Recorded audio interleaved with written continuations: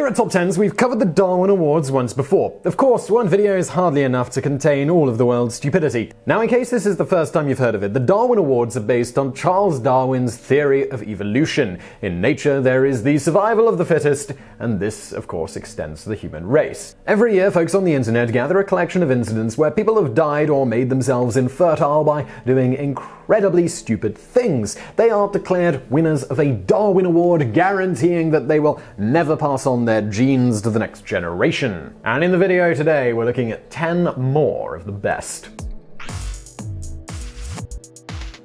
Number 10. Thief gets instant karma. Just a few days before Christmas of 2005, a couple was out on a date in Bloemfontein, South Africa on a Saturday night. A thief approached them in the dark. He was holding a knife and demanding to take their money. This criminal stole the woman's purse and started running away. The man was so focused on escaping that he jumped over a fence, which just so happened to be the wall of a zoo. When he landed, he found himself inside of the tiger's den. The next morning, though, the thief's body was found inside of the den. Since the tiger had been well fed, it didn't feel the need to eat the man, but like most big cats who finally catch their prey, the tiger had killed the thief in the middle of the night. We can only imagine that it must have been purring loudly for a job well done chlorinating the human gene pool by the time the security guards showed up to recover the body. Number 9. Missionary dies trying to teach murderous tribe about Jesus. For hundreds of years, missionary groups have taken it upon themselves to bring Christianity to native populations, whether those populations wanted it or not. Even after all of this, there are still some untouched tribes that have miraculously survived with virtually zero interaction with the outside world, like the Sentinelese tribe on the Andaman Islands off the coast of India. The tribe has lived on that island for tens of thousands of years and was briefly colonized by Great Britain. Since then, the majority of their population was wiped out, and they're only believed to be about 50 or 150 people left alive. Once India gained its independence, the island was left alone so that the natives could live in peace. Tourists have been instructed that it is strictly forbidden to attempt to come into contact with this tribe because of the potential to infect them with diseases from the outside world. Even taking pictures from a boat is punishable with up to 3 years in prison. The tribe has also been known to attack outsiders because they must have grown up hearing stories of foreign men who came to enslave their people. But we should all know by now that there is nothing you can do to stop the irrational overconfidence and entitlement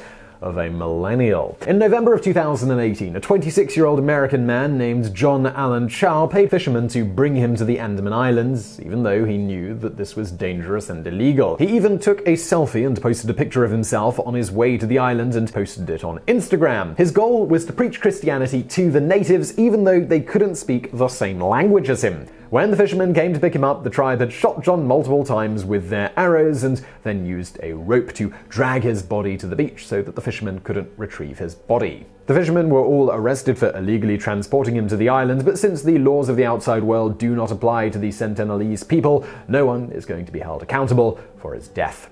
Number 8. Segway all the way. Remember Segways? When they were first invented, some people believed that they would be the way of the future. But today, the only people who seem to use the upright transportation devices are mall cops. When they first premiered, Segway claimed that their cross-country model was going to revolutionize the way people explore the great outdoors, or just change the way they commute to work. Of course, since they cost thousands of dollars, there is a very limited number of people who would actually buy one of these things. One of their customers, though, was a millionaire named Jimmy Heselden. He had amassed his fortune by selling defense items, essentially profiting from the spoils of war. But he wasn't just a customer of Segway devices, he was a customer of the company, having bought it in 2010. That same year, he couldn't even be bothered to go for a normal walk anymore. That's too much like being a peasant. He was riding his Segway around the countryside of West Yorkshire when he somehow lost control of the vehicle and ended up going straight into the Leeds River. The only question that remains is, if he knew the Segway was going out of control, why didn't he just jump off? Number 7. Man steals hot dog from vendor and loses his own. This next story is an example of how someone doesn't have to die to get a Darwin Award, and also that the universe must enjoy a bit of irony. On Halloween 2017, a 19-year-old man named Tarian Pouncey held up a hot dog vendor in Chicago with a gun. He demanded that the vendor take all of the cash out of the cart and give it to him. Pouncey chose an awful time to rob the cook because he was in the middle of holding a pan of hot grease. He dropped the pan in order to reach for the money, and it ended up splashing boiling hot grease all over Pouncey. During this confusion, Pouncey accidentally set off the gun while it was pointed at his own, let's say, hot dog. During the commotion, the vendor was able to jump on Pouncey and he was later caught by the police. He was rushed to the hospital, and while he is still alive, there's a very good chance he won't be able to ever have kids. Number 6. Man dies while trying to steal wheels. It was a cold, dark December night in Pittsburgh, Pennsylvania in 2017 when a thief attempted to steal expensive tires off a van. In the darkness, he cut open a wire fence and rigged up the van on cinder blocks. Almost anyone would know that this is a terrible idea, but this man, he continued with the plan. That was, at least, until the van collapsed on top of him while he was laying underneath it. The next morning at 8:50 a.m., the police found the body of the unidentified man crushed under the van. Based on the tools and tires surrounding him, it was obvious what had happened, but the police were not able to figure out who he was. Number 5. The worst kind of New Year's resolution.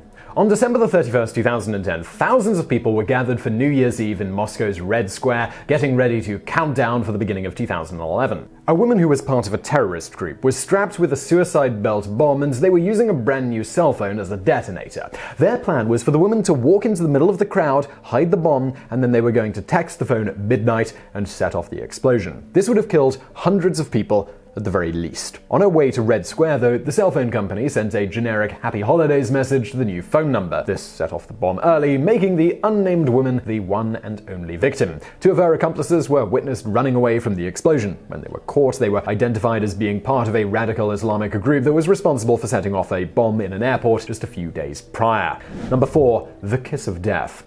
In 2017, a man named Anthony Powell was serving a life sentence in the Oregon State Penitentiary for killing his father-in-law by stabbing him to death. He was high on meth at the time, and clearly he hadn't learned his lesson. While he was in jail, he met a woman named Melissa Ann Blair online. She was a fellow drug addict who just so happened to have a thing for convicts. Healthy. When Blair visited Powell in the visitor's room, they exchanged a passionate kiss. Unbeknownst to the guards, Blair was passing 7 small balloons filled with meth into Powell's mouth.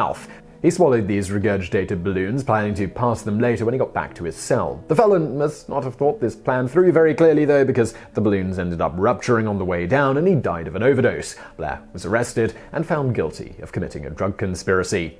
Number 3. A prickly predicament. In southern Arizona, there is a breed of cactus called saguaros that are iconic fixtures of the Old West. Some of these plants can live as long as 300 years, and they can grow as high as 60 feet. There are laws protecting these endangered cacti, but that doesn't stop bored and stupid young men from cactus plugging, which is where they use these plants as target practice. The goal is to bring guns and ammunition out into the desert so they can riddle a cactus with so many bullet holes that it falls to the ground. In 1982, a man called David Grunman was cactus plugging with his roommate James Joseph Sikotsky. The 2 men were laughing and destroying these 100-year-old plants one by one.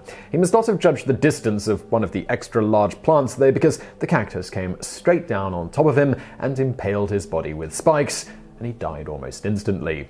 Number 2. The Danger Zone. There is this stereotype that stockbrokers are high-strung and pumped up on a never-ending run of caffeine and adrenaline. This was especially true back in the 1980s and 1990s. One only has to watch The Wolf of Wall Street to learn that it was commonplace for stockbrokers to do lines of cocaine in their office in order to help keep them awake and motivated to keep trading. While we don't know the ins and outs of his personal life, Jack Sullivan was one of these successful brokers who made a killing working on Wall Street.